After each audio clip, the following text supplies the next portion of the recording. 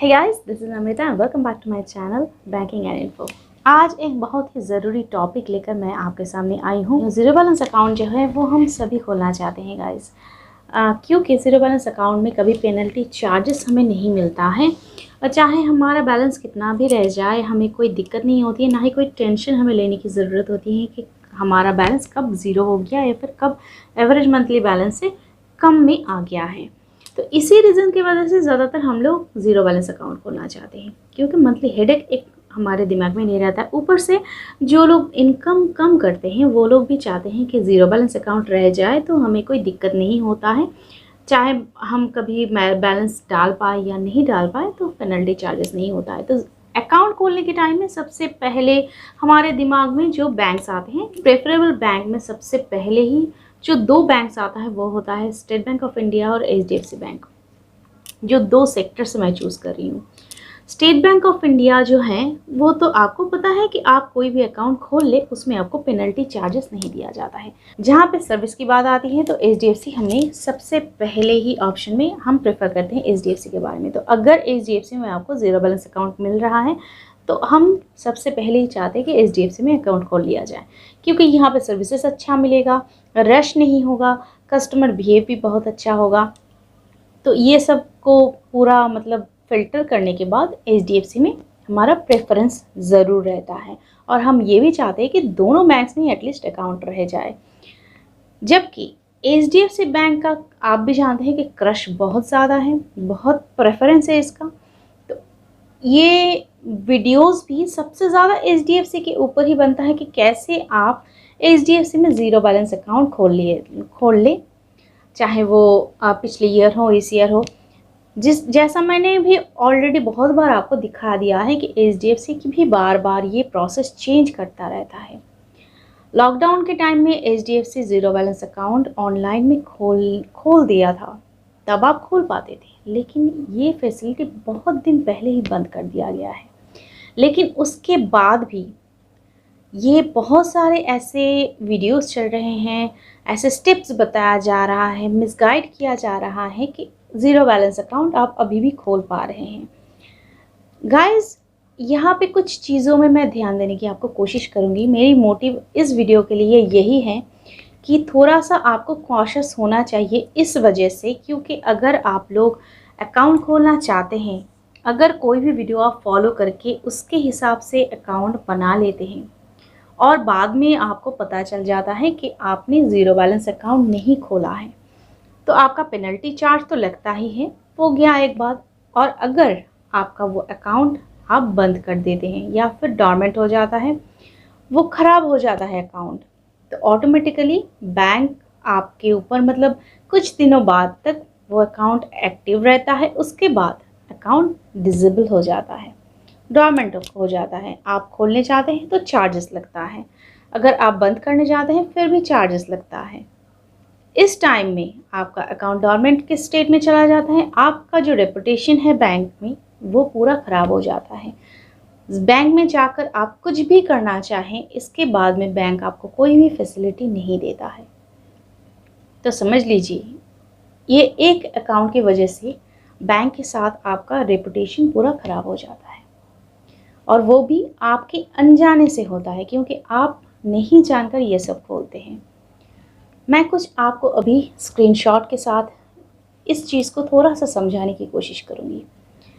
ऐसे कुछ स्टेप्स हैं जहाँ पे आपको बताया जाता है कि आप देखते हैं कि ये ज़ीरो बैलेंस अकाउंट है, क्योंकि कुछ कुछ स्टेप्स में वीडियो में आपको स्किप कर दिया जाता है।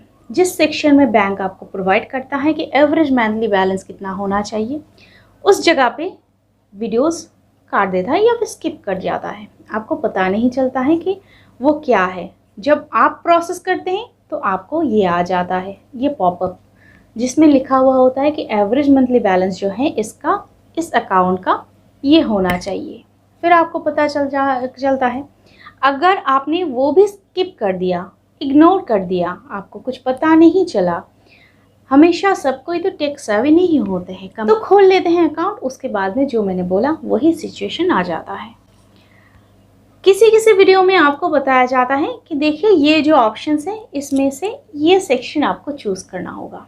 कौन सा सेक्शन बताया गया कि देखिए ये जो सेक्शन आता है इसमें से रेगुलर सेविंग्स अकाउंट चूज़ कर लीजिए, यही ज़ीरो बैलेंस अकाउंट है। लेकिन रेगुलर सेविंग्स अकाउंट कभी भी ज़ीरो बैलेंस अकाउंट नहीं था, ना ही आइंदा कभी होगा। ज़ीरो बैलेंस अकाउंट का फैसिलिटी पूरी तरह से अलग होता है, तो वो वैसे नहीं खोल सकते आप।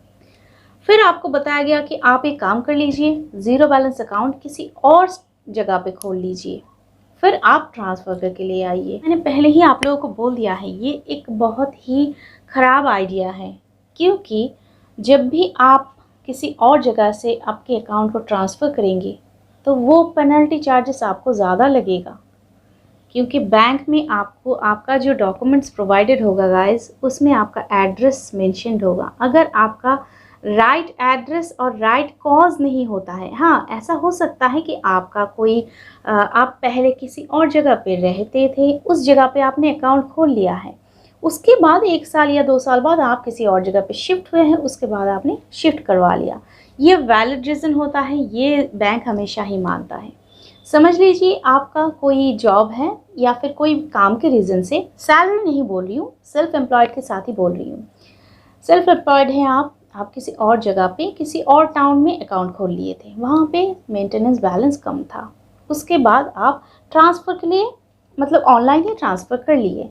गाइस जब भी आप ऑनलाइन ट्रांसफ़र कर लेते हैं उसके 1-2 महीने बाद ही या फिर उसी हफ्ते आप बैंक्स ये कैच कर लेता है कि किस खाते से किस खाते में आपका आ गया है। तो आप ये समझ लिए होंगे कि मैंने तो 2500 में ये अकाउंट ओपन कर लिया था, तो अभी इसका मेरा भी एवरेज मंथली बैलेंस जो है वो यही रहेगा। नहीं, ऐसा नहीं होता है गाइस। जब भी आप सेमी अर्बन में आ जाता है या फिर अर्बन में आ जाते हैं, जो क्राइटेरिया उस बैंक का है वो ऑटोमेटिकली काटता रहता है, क्योंकि आपने तो अकाउंट ट्रांसफ़र किया है, लेकिन आपका जो कोड है, अकाउंट का जो कोड है वो तो सेम रहेगा, क्योंकि कोड के हिसाब से अकाउंट बनता है। बैंक्स का एक अलग सा कोड होता है, जैसे कि IFSC कोड डिटरमाइन करता है कि कौन सा बैंक है और कौन सा ब्रांच है, उसी तरह से बैंक का एक अलग सा कोड है जिसके हिसाब से बैंक तय करता है कि इस कोड का ये अकाउंट है। तो आपका कोड तो चेंज नहीं हुआ है, आपका सिर्फ ट्रांसफ़र हुआ है अकाउंट। तो अकाउंट के सेक्शन में जब भी आप आ जाते हैं, इस अकाउंट में आपका पेनल्टी ज़्यादा लगेगा, इसको ध्यान में रखिए। बाकी किसी वीडियो में आपको ये दिखाई दे रहा है कि ये देखिए, ये जो पूरा सेक्शन है यहाँ पे आपको बहुत सा ऑप्शन मिल रहा है। रेगुलर सेविंग्स अकाउंट मिल रहा है, फार्मर्स FD मिल रहा है, फार्मर्स SB मिल रहा है, फार्मर अकाउंट मिल रहा है, DigiSave मिल रहा है, वोमेंस अकाउंट मिल रहा है, और कुछ ऑप्शंस हैं, जैसा कि HDFC का खुद का कुछ अलग अलग सा अकाउंट है। और बाकी आपको कुछ और अगर मिल रहा है वो है merchant mini account. Guys merchant mini को बताया जाता है कि ये मिनी अकाउंट है। मिनी अकाउंट या फिर स्मॉल अकाउंट और मर्चेंट अकाउंट ये पूरी तरह से अलग अलग है गाइस। मर्चेंट मिनी उनको बोला जाता है जिनका छोटा सा बिजनेस है, जो सेल्फ एम्प्लॉयड हैं, छोटा सा बिजनेस चलाते हैं, उनका अगर कोई अकाउंट वो खोलना चाहते हैं, वो करंट अकाउंट के लिए एलिजिबल होते हैं, लेकिन वो करंट अकाउंट अगर नहीं खोलना चाहते तो वो ये खोल सकते हैं, जो मर्चेंट मिनी होता है। तो आप अगर ये खोल लेते हैं, क्या होता है रीज़न, आप जो चाहे आपने देखा हो, यूट्यूब से देखा हो, कहीं से भी देखा हो, आपको पेनल्टी देना होता है। सेम तरीके से ही कभी भी कोई भी अकाउंट जब भी आप खोलेंगे तो पहले जान लीजिए उस अकाउंट के बेनिफिट्स, उस अकाउंट के फीचर्स। एटलीस्ट गूगल में सर्च कर लीजिए कि इस अकाउंट में आपको क्या क्या मेंटेन करना होगा, उसके बाद ही जाइए गाइस। अभी तो फ़िलहाल ये चैप्टर ही क्लोज़ हो गया है गाइस। अभी यहाँ पे आपको ऑप्शन ही नहीं मिलेगा। सेविंग्स अकाउंट में आपको अगर आप सेक्शन देख सकते हैं तो मैं यहाँ पे आपको शो भी हो रहा होगा। सेविंग्स अकाउंट में regular savings account, savings plus account, women's account, DigiSave और फार्मर्स अकाउंट जो रूरल में आता है। तो इसके अलावा और कोई आपको ऑप्शन ही अभी नहीं मिलेगा। मतलब ना ही कोई BSBD है, ना ही BSBD मिनी, ना ही मर्चेंट अकाउंट, ये सभी बंद कर दिया गया है। लेकिन एक गुड न्यूज़ यहाँ पर ऑब्वियसली है, जैसे कि पहले रेफरेंस ID जनरेट होता था, अभी आप फिर से अकाउंट जनरेट कर सकते हैं ऑनलाइन घर बैठे, और ऊपर से वीडियो KYC भी कर सकते हैं। इसका वीडियो मैं कल ही इसके साथ आपको अपलोड करूँगी, वो भी एक बार चेक कर लीजिएगा आप कि कैसे अभी आप HDFC में सीधे तरीके से ऑनलाइन अकाउंट ओपन कर पाएंगे जस्ट कुछ स्टेप्स में। ये भी सीधा एकदम सिंपल कर दिया गया है। और यहाँ पे एक और खुशखबरी है कि आप सिर्फ आधार कार्ड से ही नहीं, बाकी और बहुत सारे डॉक्यूमेंट्स से भी अकाउंट अभी खोल पाएंगे। ज़ीरो बैलेंस अकाउंट आपको अगर खोलना है HDFC में तो आपको ब्रांच में जाना होगा, और ब्रांच में जाकर आपको या तो BSBD या फिर BSBD स्मॉल, ये दोनों में से एक अकाउंट खोलना है। और BSBD स्मॉल दोनों का फीचर क्या है, दोनों में डिफरेंसेस क्या है, अगर आपको जानना है तो आपको ये आई बटन में जो वीडियो दिख रहा होगा इसको देखना ही होगा। इसको देखे बिना कोई भी अकाउंट ओपन मत कीजिए।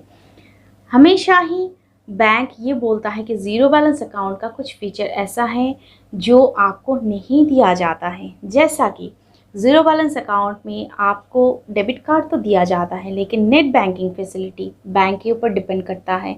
अगर बैंक चाहे तो आपको दे सकता है, नहीं चाहे तो आपको नहीं दे सकता है। सेकेंडली, लॉकर वगैरह कभी भी आपको नहीं मिलेगा। और बाकी जो प्री अप्रूव्ड सेक्शंस होता है वो भी ज़ीरो बैलेंस अकाउंट में कभी भी नहीं मिलेगा।